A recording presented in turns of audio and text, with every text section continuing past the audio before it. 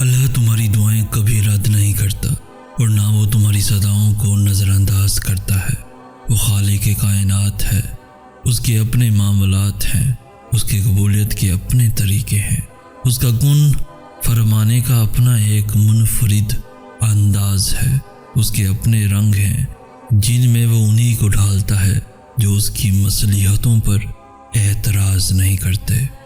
تمہیں بس یقین رکھنا ہے کہ جو تمہارا ہے اس تک تمہیں پہنچنا نہیں پڑے گا، بلکہ وہ خود راستہ ڈھونڈ کر تم تک پہنچا دیا جائے گا۔ یہ دکھ تو بس تمہیں اللہ سے آشنا کرانے کے لیے آتے ہیں، اور اداسی تمہارا امتحان ہوتی ہے کہ کب تک انتظار کرتے ہو۔ پھر تمہیں وہ سب واپس دے دیا جاتا ہے جس کے بارے میں تم اللہ سے بات کیا کرتے تھے، جس کے لیے تم راتوں کو اٹھ اٹھ کر التجائیں کیا کرتے تھے، جس کے لیے تم روتے تھے۔ کھلے اور بند راستوں کی حقیقت تمہیں ابھی شاید سمجھ میں نہ آئے، مگر ایک دن ایسا بھی آئے گا جب سارے راز تم پر کھل جائیں گے اور تم جان جاؤ گے کہ جہاں تم آج ہو وہاں تک پہنچنے کے لیے اس تکلیف سے گزرنا کتنا ضروری تھا، جسے تم سزا سمجھا کرتے تھے۔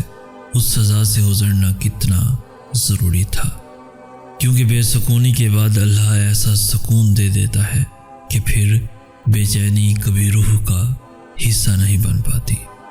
وہ جو ایک حکم سے چاند کو 2 ٹکڑوں میں تقسیم کر کے اسے اس کی جگہ سے سرکا سکتا ہے، اس رب کے لیے تمہاری ان خاک سے بنی ہاتھ کی لکیروں کو بدلنا بھلا کیا مشکل ہے، جس کے ایک اشارے پہ مچھلی اس کے بندے کو زندہ ساحل پر اگل دے، وہ کیسے پھر تمہیں اس اذیت کے سمندر میں ڈوبنے دے سکتا ہے؟ تم اس سے بے خبر ہوتے ہو، مگر وہ ہر لمحہ تمہارے دل کی کیفیات کی خبر رکھتا ہے۔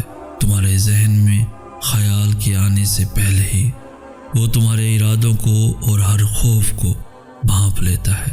اللہ جانتا ہے کہ کب تمہارا ضبط ٹوٹنے کو تھا، مگر تم نے خود پر جبر کیا، صبر کیا۔ دل کے سارے معاملات تو بس اللہ سے ہی جڑے ہوتے ہیں۔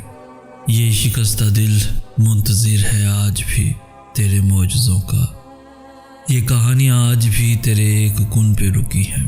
زمانے سے تو بچ جاؤں، پر تجھ سے کیسے چھپوں؟ سونے کی تھی جو راتیں وہ جاگ کر کٹی ہیں۔ لوگ کہتے ہیں قوت سماعت کم ہے تجھ کو سننے کے لیے، مگر میں نے خاموشیوں میں اکثر تیری باتیں سنی ہیں۔ دن گزرتے ہیں تجھ سے وقت تہجد ملاقات کے انتظار میں، تیرے دیدار کی طرف میں نہ جانے کتنی شامیں غم کی ڈھلی ہیں۔ غیر تو پھر غیر ہے، میرا تو مجھ سے بھی پڑتا ہے، رازداریاں خود سے بھی کبھی نہیں کہی جو تجھ سے کہی ہیں۔ زمین کی خود غرضیاں مجھ کو ذرا راس نہیں آتی، یہ بے بس نگاہیں اب تیرے در پہ جا ٹکی ہیں۔ تو ہی نہ مانے تو ضائع ہیں ساری ریاضتیں میری، میرے نصیب کی پہیلیاں تیری ہی رضا سے جڑی ہیں۔ اس طویل سفر کی تھکاوٹ نے چکنا چور کر دیا ہے، تھام لے کہ روبرو میرے بہت قریب مسافتیں کھڑی ہیں۔ کچھ تو سلا دے کہ حوصلہ نہیں رہا اب صبر کا، کچھ تو سلا دے کہ حوصلہ نہیں رہا اب صبر کا۔ ممکن تھا وقت سے لڑنا جہاں تک میری دعائیں لڑی ہیں، میری دعائیں لڑی ہیں۔ جب ٹوٹا ہوا دل اللہ سے جا لگتا ہے تو وقت تہجد آنکھ نہیں لگا کرتی۔ تم سے محبت کرنا میرے اختیار میں نہیں تھا اور نہ کبھی میں نے ایسا ہونا چاہا تھا، لیکن اب جو محبت ہو گئی ہے تو تم مجھے ناممکن اور ممکن کے وسوسوں میں مت ڈالو، اور خود سوچو سکھانے سے یا احتیاط کی تلقین کرنے سے کوئی پیچھے ہٹا ہے؟ اور پھر میری دسترس میں تو دعا کی قوت رکھی گئی ہے۔ میں آغاز نہیں بدل سکتا، مگر اختتام تو اب بھی میرے ہاتھ میں ہے۔ مجھے تم جہاں لا حاصل اور ادھوری محبت کا سبق دے رہے ہو، وہاں تم مجھے یہ کیوں نہیں بتاتے کہ میری دعائیں اس سبق کے نتیجے کو بدل بھی سکتی ہیں؟ میں بھی پہلے تم جیسا ڈرپوک ہوا کرتا تھا، دعا سے پہلے قبولیت کا حساب کتاب لگایا کرتا تھا کہ یہ دعا قبول ہو بھی سکتی ہے یا نہیں، اور اس بے یقینی کو اللہ کے فیصلوں کا احترام سمجھا کرتا تھا۔ لیکن اب میں یقین کے اس دہرائی پر کھڑا ہوں جہاں میں جانتا ہوں کہ وہ دعا قبول پہلے کرتا ہے اور توفیق بعد میں دیتا ہے، اور آپ تو میری دعا کا وہ حصہ ہیں جو زبان سے ادا نہیں ہوتا، جس کا حال آنکھیں اللہ کو سناتی ہیں۔ آپ سے جڑی رازداریاں یا تو وہ جانتا ہے یا میں جانتا ہوں، کسی اور کی پہنچ نہیں، یہاں تک کیونکہ آپ دل میں رہتے ہیں اور دل کے سارے معاملات تو بس اللہ سے ہی جڑے ہوتے ہیں، اور محبت کے خواب انہی کے پورے ہوتے ہیں جو ان کی تعبیر اللہ کے سوا اور کسی سے طلب نہیں کرتے۔ اس لیے آپ کی محبت آپ سے نہیں اللہ سے چاہیے، اور وہ جانتا ہے کہ اس کے در پہ سوالی خالی ہاتھ واپس جانے کے لیے نہیں آتے۔ جب ہم اللہ سے دور چلے جاتے ہیں تب وہ ہمیں اذیت یا دکھ نہیں دیتا، بس ہمیں خالی کر دیتا ہے، خود سے خالی۔ پھر ہر نظر آنے والا منظر اور ہر سنائی دینے والی آواز تکلیف دینے لگتی ہے، اور زندگی کی مسافتیں اتنی تھکا دیتی ہیں کہ تھکن سے روح ریزہ ریزہ ہو کر بکھر جاتی ہے۔ بس ہم ٹھہر جاتے ہیں، اور وہ ایسا ٹھہراؤ ہوتا ہے جب ہم جوابات تلاش نہیں کرتے، بس اللہ کے فیصلوں پر چپ چاپ سر جھکا لیتے ہیں۔ پھر ہم کسی کے بھی لوٹ آنے کا انتظار نہیں کرتے، بس اللہ کے ہمیں تھام لینے کے منتظر ہوتے ہیں۔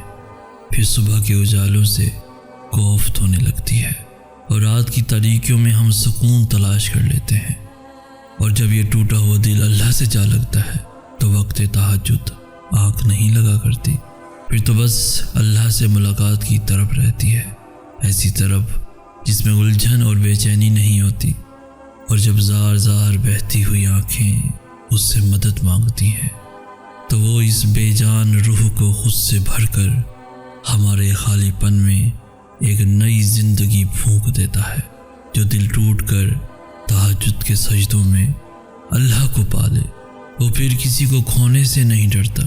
انسان کی محبت تو کمزور کرتی ہے، لیکن اللہ کی محبت ہمیں پھر سے مضبوط بنا دیتی ہے، بہت نڈر، بہت طاقتور، جو دن کی رونقوں میں کھو جائیں انہیں رات کی تنہائیوں میں مانگی گئی دعائیں واپس لے آتی ہیں۔ تمہاری دعائیں ہی تمہارا مقدر ہیں، اور تمہارے خیالات اس مقدر کی حقیقت ہے۔ تم جب جب اللہ کے روبرو دعا کے لیے ہاتھ اٹھاتے ہو تب اللہ تمہارا مقدر تمہاری رضا کے مطابق بدل دیتا ہے، اور سچ یہی ہے کہ زندگی میں تمہیں وہی ملتا ہے جس کے لیے تم کوشش کرتے ہو، اور تم وہی پاتے ہو جس پر تم صبر کرتے ہو، کیونکہ اللہ اس جھولی کو کبھی خالی نہیں رکھتا جو صرف اس کے سامنے پھیلائی جاتی ہیں۔ بس مسئلہ یہ ہے کہ تم ذرا سے انتظار کرتے ہو اور تھک جاتے ہو، پھر خود سے ہی گما کر بیٹھتے ہو کہ دعائیں قبول نہیں ہوتی، یا اب بہت دیر ہو گئی ہے اور اب کچھ بدل نہیں سکتا۔